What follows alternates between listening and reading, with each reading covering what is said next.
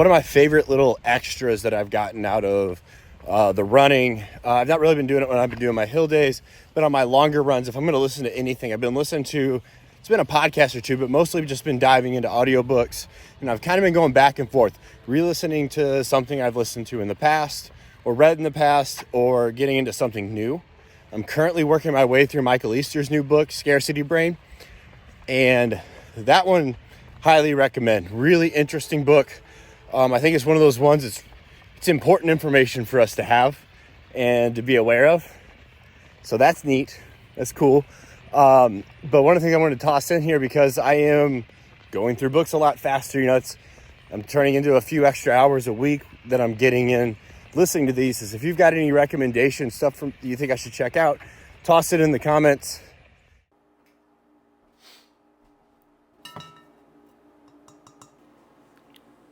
All right, so it is Monday morning, start of another week, episode 2 of this series, and I got 2 big things that's going on this week that I'm excited to bring. The first one is later this week, I'm going to get a gait analysis done. So more than just like having someone watch me run, I am going to go to a physical therapy clinic. They've got some machine type deal, sensor, like they'll attach sensors and they'll run that.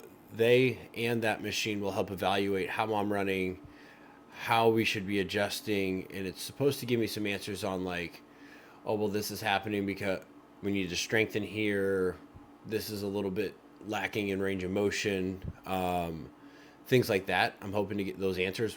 One, I'm really early on in my running, so this is a great time to get this. I've got enough miles to have started to develop an actual pattern, but not so much that it will be challenging to change something if I need to, or I'm assuming I'll need to. So that'll be really cool, and I'm hoping that can inform how to structure some of the training moving forward. Bryce Canyon's still over 7 months away, so we have plenty of time to really get this done well, get it dialed in. And then from a training standpoint, I am adding in more strength volume this week than I have in a while. So when I was in fight camp, I really wasn't lifting a whole lot, maybe 2 sessions a week, getting an upper and a lower, and they were quicker sessions. That really just wasn't what I needed for my training. Now that the fight's off, or well, it should have happened this past Saturday, but didn't. But bumping that back up the last few weeks. Last week got 4 training sessions in, felt pretty good. Squatted, deadlifted, pressed, and like I said, recovery felt good. Felt like I hadn't done it in a little while, but so this week, body was telling me it's ready to bump it up. So adding some volume to the strength training, I'll show a little bit of that, and then just from there, I've got a hill run this morning. Monday mornings, I've been liking knocking those out early. It really does good work for just kind of practicing my technique in the running, but also it fits in well for my Monday morning coaching schedule because I start early, and I've got a handful of sessions right off the bat this week. So that's what we're looking at this week, and we will see how it goes. The other things that are going on is like I'm trying to get some of these, at least one early morning run every week right now. I'm not in a huge time demand because I'm not going on a lot of like very long runs, but I want to kind of figure out how do I do my nutrition and stuff like that. So like this morning I had a banana and this like mini bagel. It's definitely more carbs than I need for what I'm getting ready to do, but it's also a little bit of R&D, kind of figuring out what my sweet spot and what my ideal scenario is going to be for this early morning nutrition stuff. So let's go ahead and knock this out, then we can go lift later. All right, so a little change up to the plan in the week. Ran a local 5K this past weekend with some friends. We just had a weird like portion of the loop where it was on these really uneven cobblestones. It just had a lot of really goofy steps on my prosthetic, and my left SI joint is just really inflamed right now. It's just kind of a little bit locked up. I can loosen it up, but it's still decently painful at that point. So we're not going to do the gait analysis this week, as we're probably not going to get the most accurate results. So this week I'm gonna add in a little more time on the bike, so a little more zone 2 cardio, get my steps in. I'm still getting time on the feet right now, just doing a little ruck. And really what we're gonna get into a little bit more is gonna be talking about having contingency plans to keep the training moving. And I'm gonna talk about where we're at on the strength training side of things. Wasn't really the plan for this week, but that's what we're gonna focus on in this video now.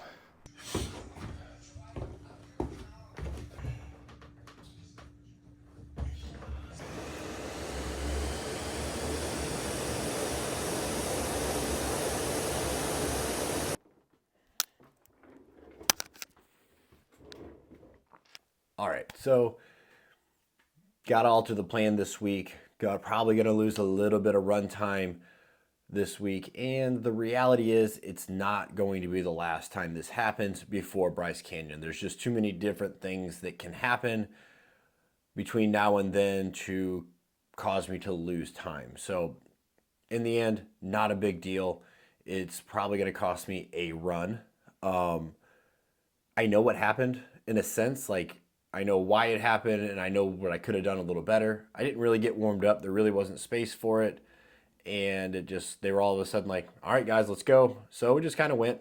And then when I got onto that piece of the course where it was just really like, it was just uneven in like every different kind of direction. And then it was cobblestone. So now there's these little bits. And when you're running with, that prosthetic blade where the strike is literally like this big, there's not a lot of margin for error. So that's probably why my psoas and SI are just a little bit upset right now. So there's some inflammation from some impact that I did not absorb as well as I needed to.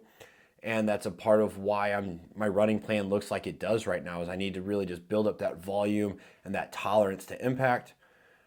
My warm up and prep are just that much more important. So what am I doing? I need to take that lesson and get a little bit more intentional, or I should say a little bit more strict about getting that done. I was just a little too relaxed. So kind of brings me into a good topic though for early on, and for anyone that wants to train for anything, whether or not it's a run, it's a lifting meet, it is whatever. And the plan that I love, like I'd heard similar things before. The one that I like is from my buddy Hanse. Used it when he was in the military. He calls it a PACE plan: primary, alternate, contingency, PACE. So obviously the primary plan is that I'm running 3 times a week. I'm getting the hill runs in, the 2 longer runs, and then ideally I'm getting like another session in on the bike. I'm lifting 3 to 4 times. That's primary. But the reality is I've got, plenty of alternate and contingency options. We're way far removed from like emergency. I'm not in a place where I would need to go to an emergency plan. The emergency plan would be to shut it down for just a little bit, I guess. So like for me, alternate plan this week. All right, I can't run as much, can't quite lift as much. It's more time on the bike. So I get on that Concept 2 bike. I'm going to spend a little bit more time there. And then to replace some of the time on my feet, because my back and hip are tolerating it, and it's tolerating it better. I actually think it's helping it loosen up. Is I'm tossing just 20 pounds in a ruck, and just going when I take the dog for a walk or getting an extra walk in most days. So I'm getting that extra time on my feet. The impact from running is being replaced a little bit by the loading of the rucking. It's not the same, but it doesn't not contribute. So I'm in a really good place there. And then in terms of like the lifting, obviously it's really going to be a little bit more focused on upper body from the strength perspective, and then building in as much extra time for mobility, which the reality is I know very few people that don't need to add to their tool chest when it comes to a soft tissue recovery type regimen that are training. Because right now, like if I get all my training sessions in between lifting 3 to 4 times a week, 3 different runs, and then I'm boxing 1 to 3 times a week, depending on the schedule, that's a good number of training sessions. I have to match that effort outside of the gym setting.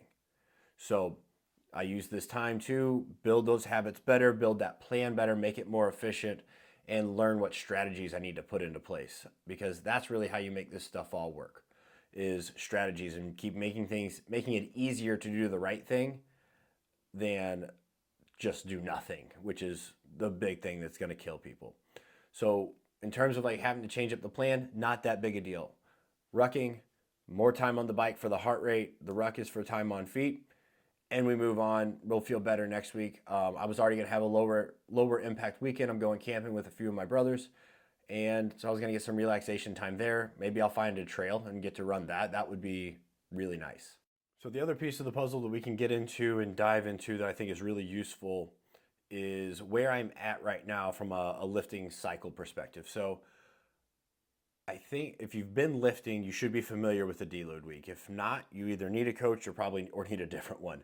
Deload would be where you've been lifting heavy, you've been lifting with some intensity, and from there, you now take a lower volume week where you kind of decrease things to allow for some extra recovery to pick it back up.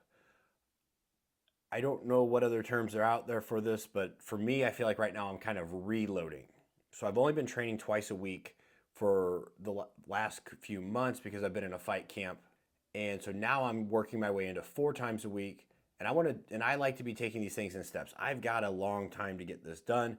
There's no finish line or reason to rush anything that I'm doing. So what I started with was going from 2 sessions that were about 45 to 60 minutes at most to now where I've worked my way into 4 sessions a week, and I'm getting in probably 2 to 3 more exercises than I was before. And that really started this week, or was really going to start this week.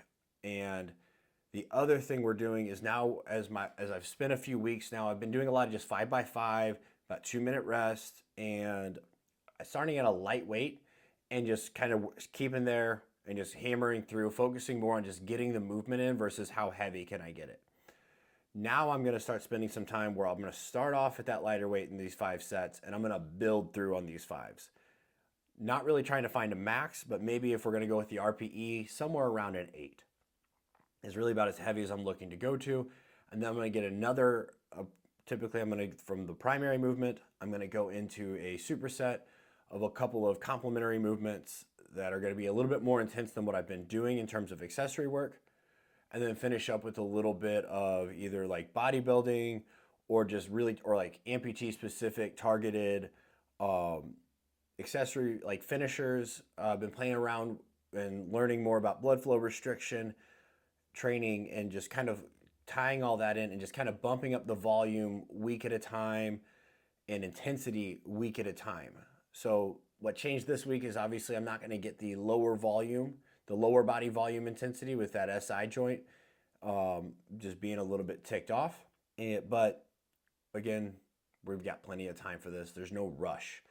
So that's what we've got going on in terms of like the lifting plan. That's where I'm at in terms of kind of reloading back in there. I think this is a thing that gets missed.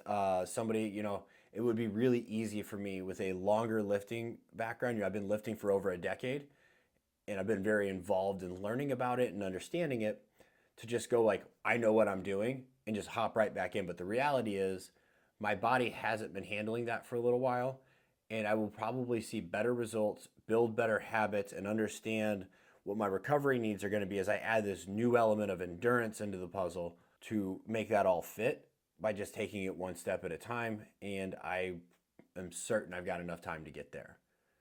So that's the episode this week. A little bit of a different week than I had planned, but that's all right.